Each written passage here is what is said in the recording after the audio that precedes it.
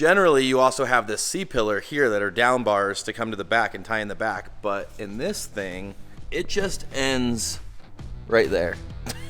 So these don't actually do anything. What's up, Brite Nation? As you know, Kevin bought a brand new Maverick R. But before they go back out on the trails, we need to put some comms in the new Maverick R. The Pro R already has comms. If you have two people in it, you can talk from helmet to helmet like you're sitting next to each other, blasting down the trail. The problem is when Kevin is in the Can-Am and Brittany's in the Pro R, they can't talk to each other because this doesn't have comms yet. So what we are going to do today is put in some brand new comms. So Kevin went ahead and got the new rugged, the Rocker, I think they call it the Rocker Master Comms Kit, which means that you can hook your phone up and everything to it. The neat thing about this kit is he got the M1, which is the VHF. It's 55 watts, which means the range is incredible. They have the same setup in the Bronco, and if you remember when they were in the Arctic Circle, Kevin can talk to everybody because the radio is that powerful. We also have the M1 in the Pro R. We also had it in the race car. It is an amazing radio. It's a great, great radio. The range is incredible. So we are going to put that in there today. The other thing we are going to put in is the pumper. This is for the helmets so that it keeps fresh air pumped into the helmet, so it keeps the inside of the helmet always has fresh air. So it keeps the dirt and the dust out and keeps your visor from fogging up or getting dirty on the inside. This is great. It comes with a rocker switch and adjustable speed control, so you can turn it up or down. It is 2 passengers, so it will do both front seats. If you have a 4-seater, you're going to need 2 pumpers. Don't quote me on that, but I'm pretty sure you need 2 pumpers because they only have 2 outputs. Let's get this thing installed and I'll show you some neat features about the new Can-Am kit. So with the box open, you can see this is your M1 radio. This is your radio that does the comms out. There's a push to talk on both seats so that you can talk out to another vehicle that's on the same frequency. This is the neat part. So usually when you have comms in a vehicle, you have a panel that has a left and a right so that you can control the volume of you or your passenger. Because there's very limited space in the Can-Am, this is remote mounted and you get this rocker switch. So this is the cool part. There's dual volumes on here for your passenger, for your radio, music, each other, and it's located in a rocker. So you can answer the phone, you can play, pause, you can listen to music up and down. This is the neatest thing ever. So now you don't have to have this sitting under this in the center console, so it gets rid of this. You only need this so that you can program your different channels. You can channel out. This is your basic radio. You need this. They haven't remote mounted that yet because you can't. But this is the neatest part. So we're going to go ahead and get this installed. This goes by the left knee on the driver door. This goes in the center console, and then this just goes in the rocker switch. So now you don't have to have this all out. Then you have your antenna wiring, your base, some wiring, your regular mic, which we won't be using this because we will have radio comms in the helmets. These are the headsets. These mount in your helmet, so you'll have to get these installed in your helmet. They're earmuffs and a microphone, and then more antenna stuff and some wiring. So let's go ahead and get this thing installed. So here's everything out of the box, and if you notice, this is a helmet kit. This goes on the outside of your helmet. Here's 2 ear speakers, a left and a right ear speaker, and then this is the mic that goes in the front of your helmet. This cable gets plugged in, so this is all part of your helmet. This will get plugged into the dongle that'll be on the left or the right side of the vehicle. Kevin and Brittany already have these in their helmets, so we won't be using this. This will go in another helmet for something else, or possibly another set for myself or something. But these we're going to hold on to because we already have these installed, because we already have these in the Pro R. Mount kit, antenna cables. I might be putting this in. This is convenient for when you're parked and the radio is on and you don't have your helmet on and you want to talk out. So you'd use this to talk out to somebody without having your helmet on. I don't know if I'm going to put this in because I don't see Kevin and Brittany doing that much because they're going to be together most of the time, but I will keep this in the glove box or something. And then these two, the radio and the comms. So we will get this all installed. So we're halfway down putting the radio in the Maverick. Kevin ordered the radio kit for a Maverick R, but I didn't notice that it wasn't for a Maverick R when it showed up. So we were missing a couple of pieces, like the radio mount, the 69969, the other mount, and the extension cable to go from your driver left knee to your right knee from radio to the 696 thing. So now that we have these, I'm going to continue. So we did go out this weekend because, I wasn't going to let it stop us. So I just zip tied this guy in there. And as you can see, I already made a mount because I didn't know that we didn't have all the mounts in the kit that we got. So I made this one for that thing. And I'm just going to cut this back out. And it actually goes on the bar right here. But this is the mount that I was missing the whole time. So I knew that, and we called and we had it sent over because I need the extension that goes from that radio to that radio. And this is a long run, which is why they give you that extension cable. So I'm going to cut this out and get this actually mounted up in here, and then we'll be pretty much done. And just like that, the radio is installed. It was actually very easy.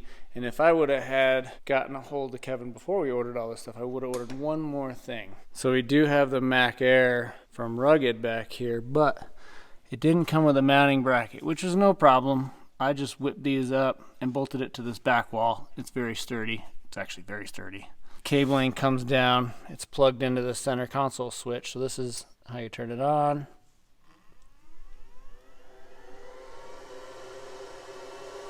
So it is variable speed, and I'll tell you what, it pumps some serious air out of here.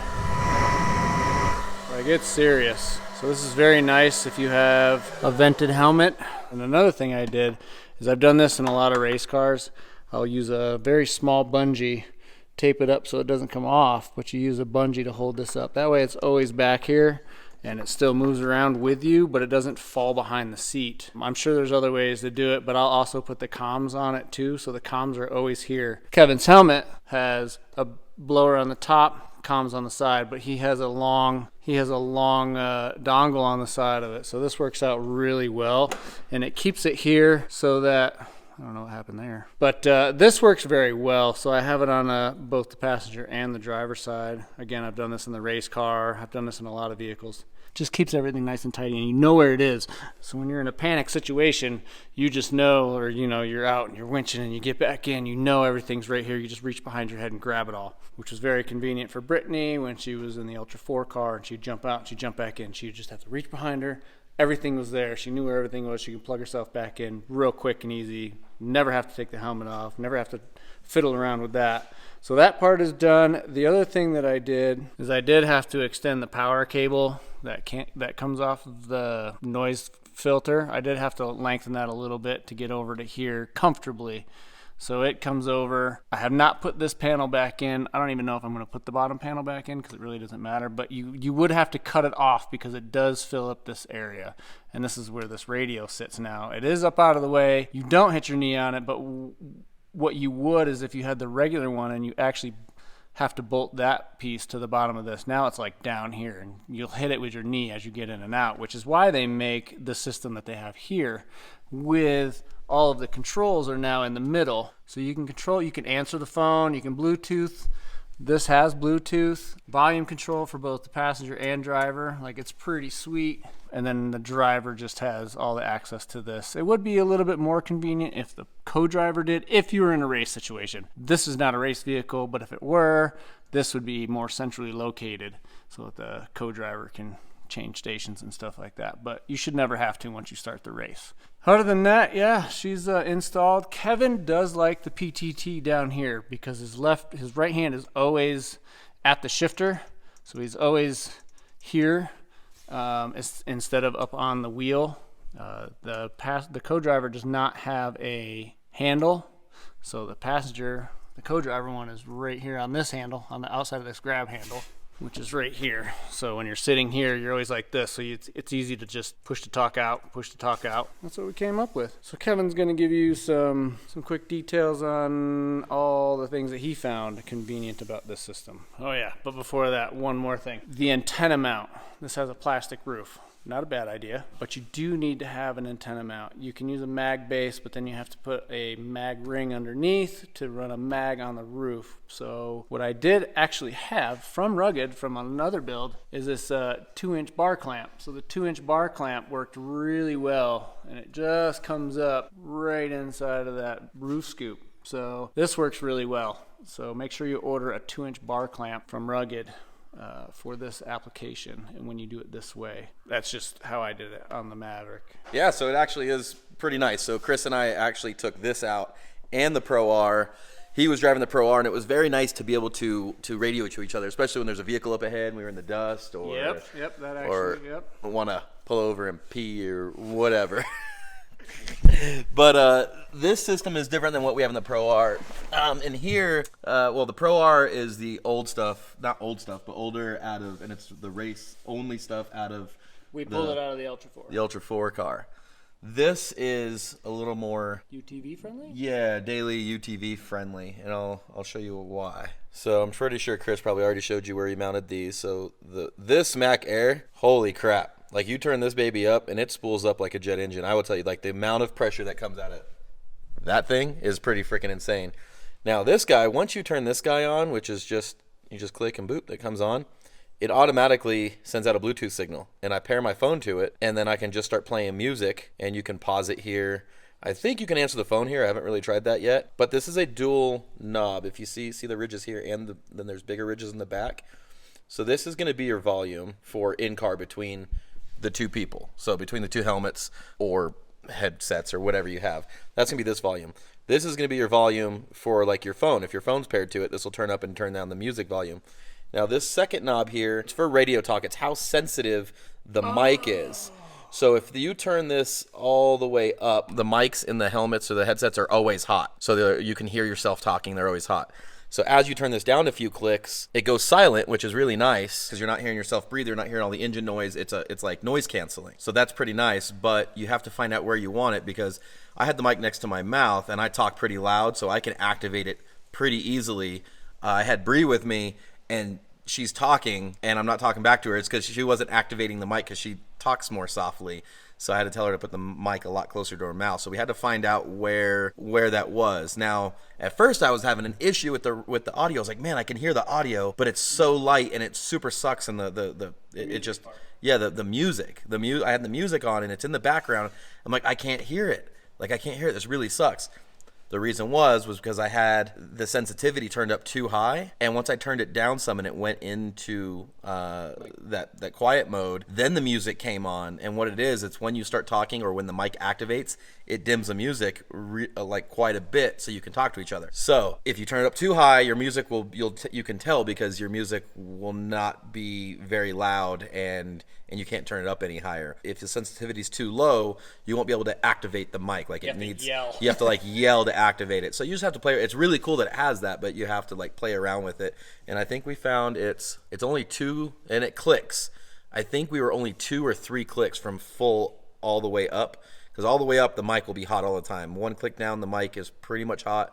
Then 1 click below that, it finally goes to quiet mode. I can overpower that no problem. If I go 3 or 4 clicks, so it really cancels stuff out, then soft-spoken girls won't be able to. But as you guys can hear, I'm freaking loud. You showed them where you mounted the clamp and all that. So a lot of this is temporary, and did you tell him that because we're getting a cage? No, I didn't tell him that part. So we were supposed to have all this before UTV takeover. Unfortunately, the bracket stuff didn't show up because it was all so brand new that we didn't have it. But now that he has it all installed, I don't think they'll have to pull it out. We're getting a cage because this thing is fast. This thing is fun. It drives like a rally car. It's very planted, and I feel like if I'm gonna wreck anything, it's probably gonna be this. And that's not to say this isn't strong, because this is strong. They're good for a flop. I don't think they're good for a roll at like 70. I don't think they are. They have to be. What scares everybody is the down bars that don't go to anything. These empty down bars? Yeah, let me show you that. And honestly, what scares me is how put together everything is, how nothing fits. But you have your A pillar. You have no like B pillar here. It's generally strong, and then everything attaches through here, and then there's a brace back here. Generally, you also have this C pillar here that are down bars to come to the back and tie in the back. But in this thing, can you see it from underneath? It just ends right there. That's the tube. So the only reason those down bars are there are just to support, just to bolt the bed like to it. It just has some tabs. So these don't actually do anything. So I'm assuming all the structural integrity comes to here, but that's, I don't know, man. We also noticed that where that bar goes to nowhere, there were some more Friday bolts. There's no nuts on this bolt, and there's one on the other side, so I don't know where those nuts went. But I think this thing was built on a Friday. How come all my vehicles lately seem to have, my Bronco was like a piece of crap. Oh yeah, the roof on Like the Bronco. the original one. Yeah, the Raptor's a the lot original better. one was horrid. Oh yeah, it was a lot better. Now, like this thing's fun. They're 43 grand plus assembly and tax and all that other stuff. So there's 50 grand out the door. They're not worth that. It makes me sick to my. It makes me sick to my. Neither there's the Pro R. It makes me sick to my stomach that I paid that much for it. But if you do have the disposable income for it, it is sick. Like it is. It's a huge. Do you see how big this turbo is? That's a 54 millimeter turbo, a 1 liter, 240 horse. Not very impressed with these Foxes. I'll tell you that. This thing rides not very great. I started tuning it. There is adjusters for compression, high and low speed compression. And there is a rebound adjuster down there. Not very happy with this one. The Pro R has Foxes on it as well with the live valve. Really, really, really like that. These are internal bypassed. They're just not the smart shock or the live valve. But everything I've been seeing online of people saying they're like, it's not great. So I don't know. It needs some tuning, but I think we're just going to get with ADS and have them do their super sick MBRs because we can and we should. Now, I have driven quite a few side-by-sides. This is ugly. This is by far the most like out of the box, like rally feeling, great handling suspension. The steering has like minimum, moderate, or maximum assist. At maximum assist, you feel nothing. You can literally hit a boulder and probably rip the whole wheel and suspension off, and the steering wheel won't even move. It's almost kind of like a video game. There's enough weight to know what you're doing and feel good, but you're not getting beat up. The steering wheel's not shaking. They actually did. Some people hate it. I actually really like it because you can drive. It doesn't wear out your arms. You can drive all day long through really rough shit, and it's just really good. I do like that. I do think it's really funky looking. It's kind of growing on me. Not really. I just pretend it is because it's like, I bought it. I spent the money on it, so I'm trying to like it. If you're going to go with function over form, that's what this is. They were like, to hell what it looks like. It's some alien-looking wasp creature with whatever. I don't even know. Ask you how you are. You just have to say that you're fine when you're not really fine, but you just can't get it. But it is a blast to drive. There's a little bit of turbo lag, and then when it hits, it just punches, and it gets all crazy. It's very, very good. I do like that. I love the interior, not fit and finish. The panels, we already showed you all that. None of the panels fit. There's gaps everywhere. Like, it's really But this right here is absolutely amazing. The steering wheel is wonderful. The paddle shifts. The new dash here, although I do have complaints about that because you can't use it while you're driving. It wants you to come to a stop. It did say it needed an update today, which is kind of neat. Whatever updates, or if it needs a tune update or any kind of like little bugs, you hook it up to your Wi-Fi at the house and it just updates right here. So that's actually kind of cool. Let's hope it's not one of those where if you don't make your payment, they just like disable your vehicle. They have obviously, they can't come find it because Can-Am doesn't have GPS. You have to hook your phone up to use GPS, unlike Polaris has the best GPS trail system in the world just built into their machines. So, like, it's really hard. It's kind of like I don't know why one company can't just do all the cool things like we did with our new wheels, where we're like, we like this and we like this and we like this. And we pull all the things from all the companies and put them into one thing. I don't know. It's fun to drive. I'm rambling. Well, you drove the Pro R the other day. How'd you like that? I like the Pro R. It's comfortable. It does feel like a UTV, but it's just comfortable. Yeah. Like you can't. It does get squirrely when you hammer it at like 60 and you just like start doing this down the dirt road. But I mean, it's getting it. Yeah. But so that is. I do notice that. That is the difference. Mm-hmm. This thing, it's kind of like the faster you go, it's planted. This thing, we hit over 90 mile an hour on the dirt road a couple times, and you don't feel the squirreliness that I feel in the Pro R. The Pro R above 70. And when and you're like in it to win it. Like yeah, it's kind of, it just dances. That's all it is. It feels like you're on ice. Yeah. You're on dirt. It feels kind of like you're on ice. It almost feels like you have a flat tire or something, and we don't. So it's like driving a couch, though. It is very comfortable to drive. It is very comfortable. You can mess up and not have seen something, and you're like, oh, and you wince. Yeah, and it goes. Like, oh, thank you. This one, I feel it. Even after the adjustments to the bypasses. So I don't know what the difference is there, but I will say, like, if I'm driving short course or like desert, high speed, needing to handle, I'm picking this. If you want to go for all day rides, the Pro R just, and that the 4-cylinder and that the high compression inline 4 in that thing is so snappy. The response is just wham, like it's just it's in it. As soon as you touch the throttle, it's there. Where this one has a turbo and it's half the motor size, so it has some lag, which I find more fun. It's a little more challenging because you know it's a big boost turbo hit, but I really shouldn't. Yeah, it's really hard. There's no, if you're trying to decide on them, if you're a looks person, you're definitely not going to pick this.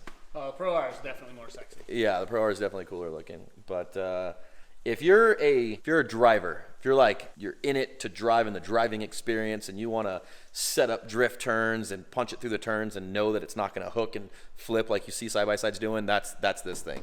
This thing is full on, feels like it's a low rally car that's just fun as hell, and that's what I've always been looking for in a vehicle. So let's hope the looks, I don't care. I'm not looking at it. This is what I get to look at. This is what I'm looking at, right? Like, this is all I have to worry about. I don't care what the outside looks like. What I care about is how it drives and feels. Also, these big intakes right here, those are pretty cool to, like, listen to the turbo, even though I can't hear it with the helmet on. It does. I drove it a couple times without a helmet, and I was like, this is awesome. And then you put the helmet and the pumper and the obviously radio, and then you don't hear anything anymore. No, kind of cool. I don't know what was there anything else for this? No, transformation, but that's later.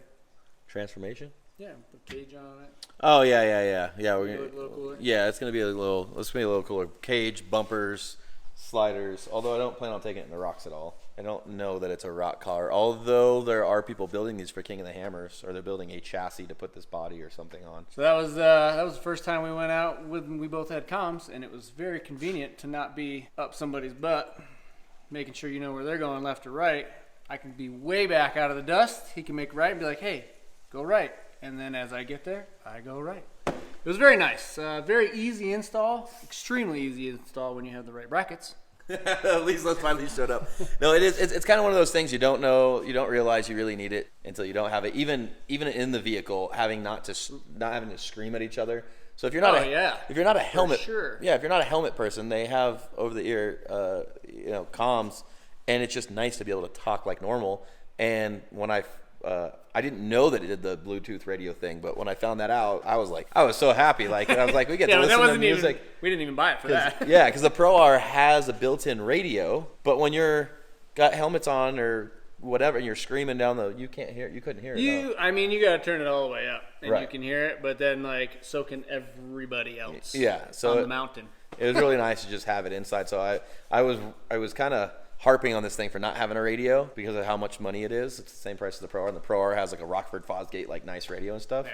Although if you park somewhere, you can have the radio on and listen to the music. And this you can't. Okay. So You got to have a Can-Am and a Pro R.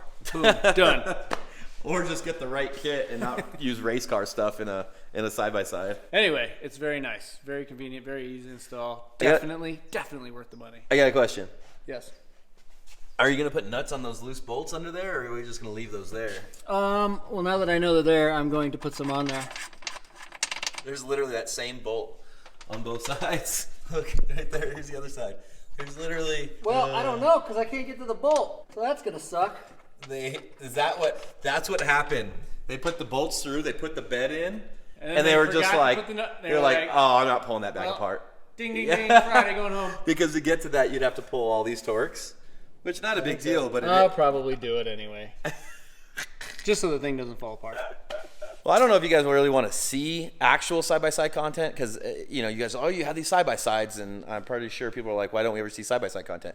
Because we just usually do it for us. Like some things in life, especially when you're on the internet all the time, I think you just need for yourself. And this is kind of one of those things because I don't like rock crawling in it, which would be easier to film. I like going out and mob it, just bombing. I want to do 80, 90, 100 mile an hour and just through dirt roads and jumps and all that kind of stuff. So we don't really film that aspect of our life, and I don't really know that you guys are much into seeing just a side-by-side like, wow.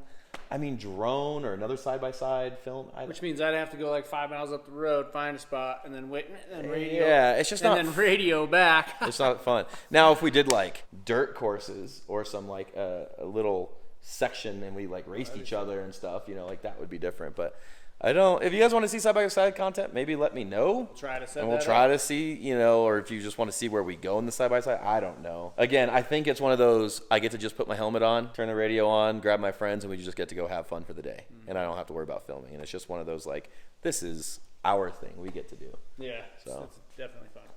Why's your Audi hood up? I don't know. Just came got, that way? It's got a slight water leak, and I'm trying to track it down.